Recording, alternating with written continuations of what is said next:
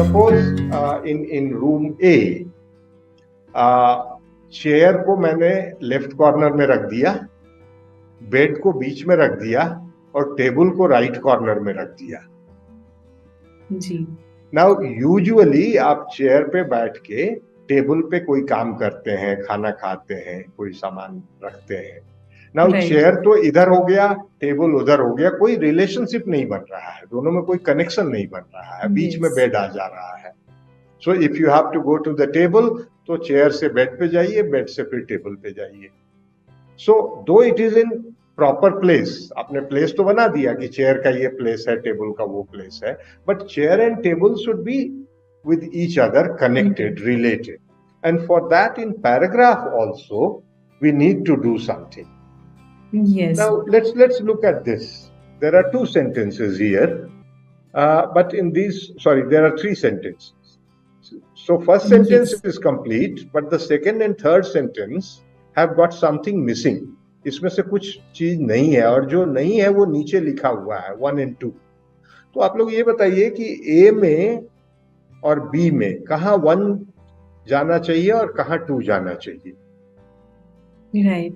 So I mean दौबी आप इसको पढ़ सकते हैं आराम से, और आप भी Yes. सोच सकते हैं। Yes. So Okay. let me just read. My mother needed some milk. Then dash. I went to the grocery store. Again dash. They were all out of milk. So we have two options for to fill up these two blank spaces. First option A. So I went to the grocery store.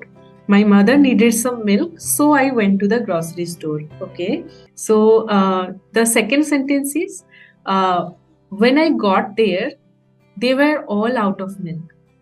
So now I think this is also connecting with one sentence with other, maybe. ये 3 sentence जो हैं इसको हम connect कर रहे हैं by using certain words और phrases.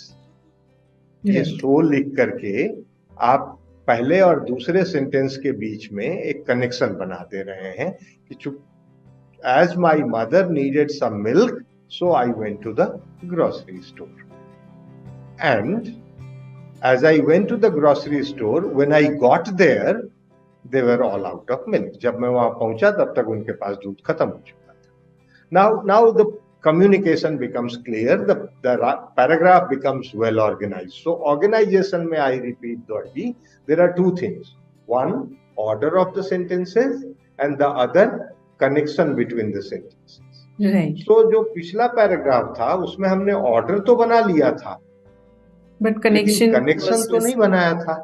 Yes, connection was missing. Right. तो कनेक्शन कैसे बनेगा, ये चलिए हम लोग नेक्स्ट स्लाइड पे देखने की कोशिश करते हैं।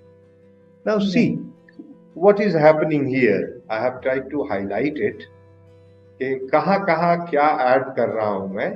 सो and when I got there, it has already been suggested by Sushanto sir, but even later so, but and so again is being used. And now if you read the paragraph, it is not only right sentence in right place, but the relationship between sentences are also there, and that relationship has been established. वो so when I got there, इनको हम connectors कहते हैं। इनको Yes. जो words हैं उनको हम कंजंक्शंस भी कह सकते हैं, ग्रामर में इनको कंजंक्शंस कहते हैं। लेकिन अगर आप पैराग्राफ के कॉन्टेक्स्ट में देखेंगे तो ये कनेक्ट करते हैं सेंटेंसेस को आपस में, इसलिए हम इनको कनेक्टर कहते हैं। So using connectors and keeping sentences in the right order, ये दो काम अगर हम कर लें तो हमारा पैराग्राफ जो है वेल ऑर्गेनाइज्ड हो जाएगा रूम बी की तरह, और फिर वो सबको अच्छा लगेगा, सब उस पैराग्राफ को पढ़ना चाहेंगे।